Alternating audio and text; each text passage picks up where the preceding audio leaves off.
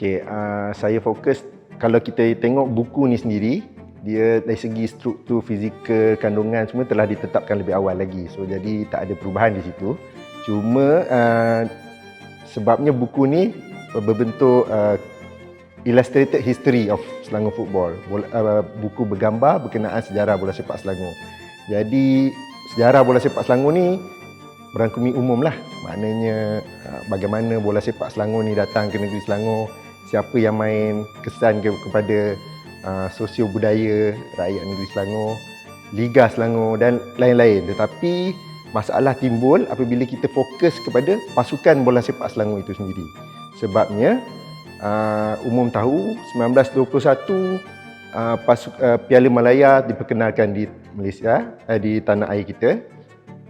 Dan apabila Selangor mula bermain, jadi persoalan timbul. Bagaimanakah kita meraihkan 1936 sebagai tahun penubuhan, sedangkan pasukan bola sepak Selangor itu sendiri telah memenangi 5 Piala Malaya sebelum 22 Februari 1936. 1922, 27, 28, 29 dan 1935. Dan telah bermain 49 perlawanan kompetitif sebelum tarikh tersebut.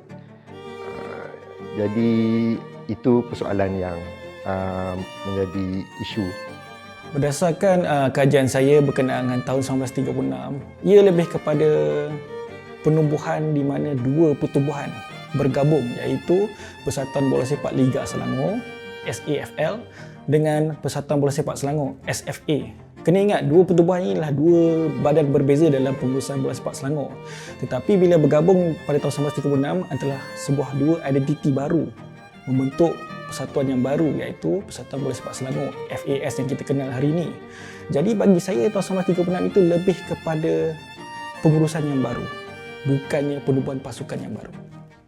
Yeah, no, I think it's very important because when we use 1936, then we are looking essentially at institutional foundations. When actually the birth of Selangor football formally should be 1921, because that's when the first Piala or first championship was played and won. And in fact, if you look at the cultural and social perspective, I think you could go back even earlier to the turn of the century. But I think it's a very good reclamation because it allows for us to get a sense that sport, football, and cultural life is far more resonant and meaningful than institutional life. History is not merely something we inherit. It is something we entrusted to preserve.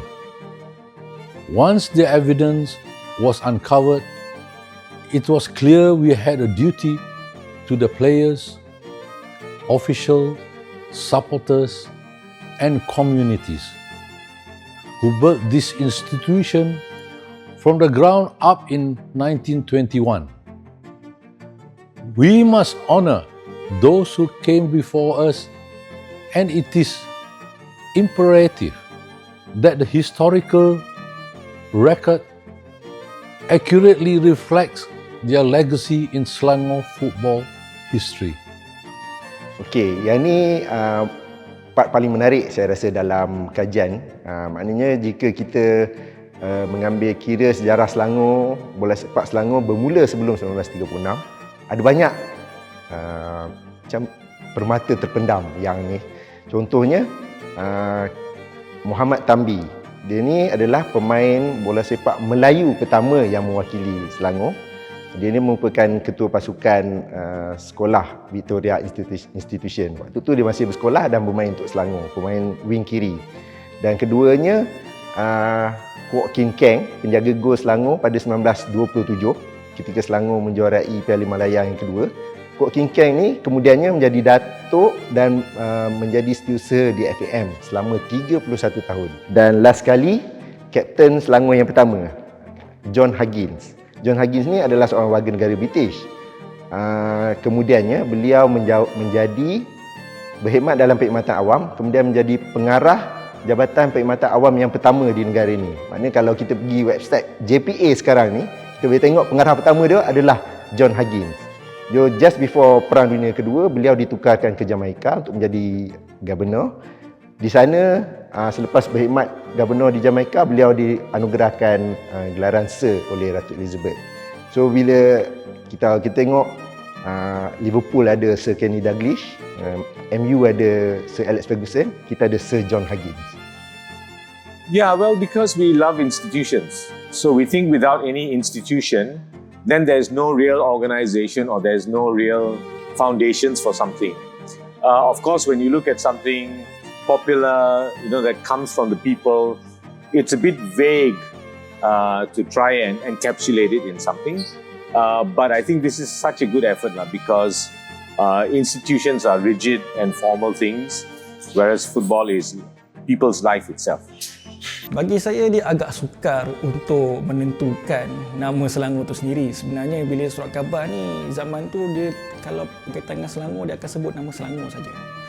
Tapi apabila saya meneliti semua akhbar-akhbar berkaitan dengan perlawanan tersebut, sebab surat khabar zaman dulu agak begitu kritikal dalam melaporkan perlawanan bola sepak. Jadi bila saya tengok nama tahun 1921, senarai nama pemain seperti Kolik, Rosario, Faku Hassan, mereka merupakan pemain pertama yang terlibat dalam pemilihan bola sepak Selangor dan mewakili Selangor, dan juga pemain yang sama yang terlibat dalam final 1921 menentang Singapura. Kemudian pada tahun 1921 tu sehingga 1935, pemain-pemain tersebut sentiasa konsisten mewakili nama Selangor. Jadi di situ saya dapat lihat peranan tahun 1921 itu memberi titik penting untuk pasukan Selangor menjadi sebuah pasukan yang berusukan negeri dan tetap mewakili nama Selangor itu sendiri. Buku ini kalau nak diambil kira daripada sudut pendidikan, buku ini bukan sekadar sejarah bola sepak.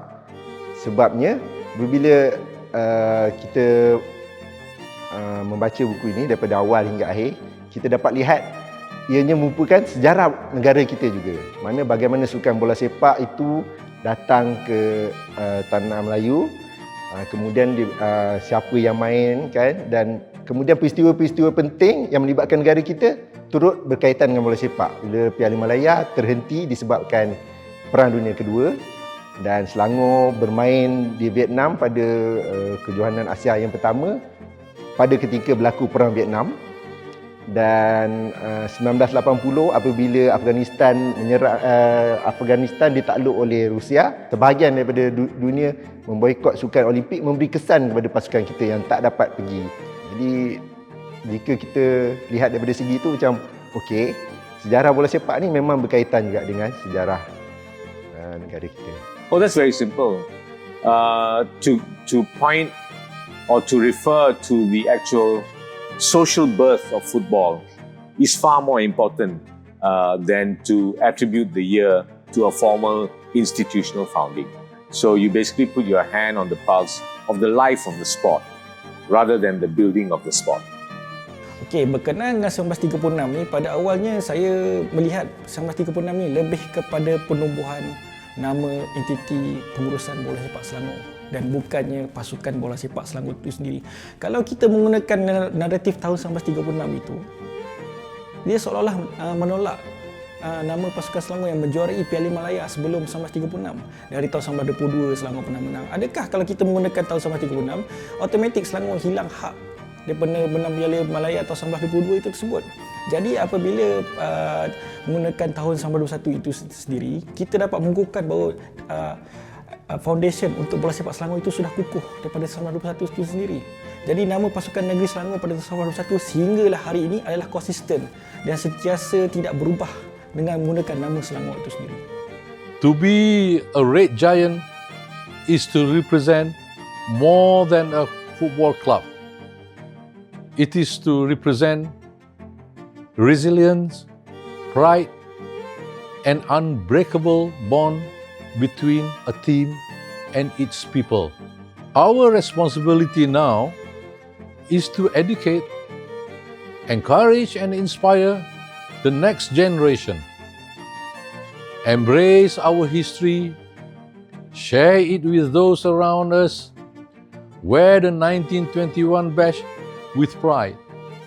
Let us honor those who came before us and ensure that those who come after us will always understand who we are and why the red and yellow colors of Selangor FC will forever remain unbreakable.